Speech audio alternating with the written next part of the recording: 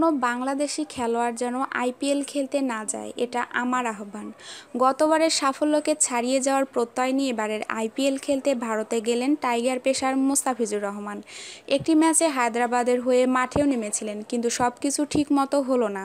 2.4 ওভারে দিলেন 34 রান, উইকেটও পাননি। ওই ম্যাচের পর থেকেই যেন এবারের আসরে মোস্তাফিজের জন্য আইপিএলের দরজা বন্ধ হয়ে গেল।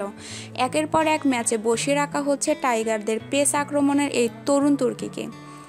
এবারের আইপিএলটা ব্যাটসম্যানদের জন্য স্বর্গ। অধিকাংশ ম্যাচেই 200-র কাছাকাছি রান হচ্ছে। সব বোলারকেই তুলোধুনো করে রান করছেন ব্যাটসম্যানরা। এখানে বোলারদের জন্য কিছুই নেই। হাতে গোনা 2-1 ছাড়া সবাই যেখানে ব্যর্থ, সেখানে মোস্তাফিজ যেন এক ম্যাচ রান দিয়ে পাপ করে ফেলেছেন। তাকে বসিয়ে রেখে সাইড বেঞ্চ গরম করাচ্ছে হায়দ্রাবাদ কর্তৃপক্ষ। এবারের আসরে সবচেয়ে বেশি দামে কেনা হয় অলরাউন্ডার বেন স্টোকসকে। তিনিও বল ও ব্যাট হাতে ব্যর্থ, তবুও নিয়মিত রাইজিং পুনের হয়ে খেলে যাচ্ছেন। টাইমাল মিলসকে দ্বিতীয় সর্বোচ্চ দামে কেনে রয়্যাল চ্যালেঞ্জার্স বেঙ্গালুরু। তিনিও বল হাতে ব্যর্থ, তবুও একাদশে নিয়মিত। কিন্তু হায়দ্রাবাদের হয়ে এক ম্যাচে বল হাতে ব্যর্থ হওয়াটাই যেন কাল হলো মোস্তাফিজের।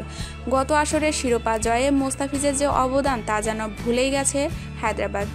প্রিয় খেলোয়াড়কে ম্যাচের পর ম্যাচ দর্শক হিসেবে বসে থাকতে দেখে যার পর্নায় বিরক্ত টাইগার ভক্তরা। এ নিয়ে সামাজিক যোগাযোগের জনপ্রিয় মাধ্যম ফেসবুকে আলোচনা সমালোচনার ঝড় বইছে। অনেকেই রাগে ক্ষোভে বিভিন্ন স্ট্যাটাস দিচ্ছেন। তারা মোস্তাফিজকে দেশে ফিরে আসার আহ্বান জানাচ্ছেন। আসগার খান নামের একজন লেখেন, খেলার দরকার নেই, তাড়াতাড়ি বাংলার ছেলে বাংলায় ফিরে আয়।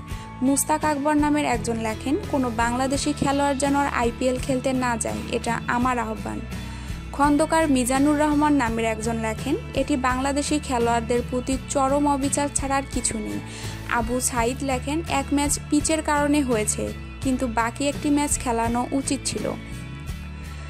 আমাদের চ্যানেলটিকে ভালো লাগলে অবশ্যই ভিডিওটি আপনার বন্ধুদের সাথে শেয়ার করবেন এবং ক্রিকেটের নিত্য নতুন নিউজ পেতে আমাদের চ্যানেলটিকে সাবস্ক্রাইব করবেন। ধন্যবাদ সবাইকে।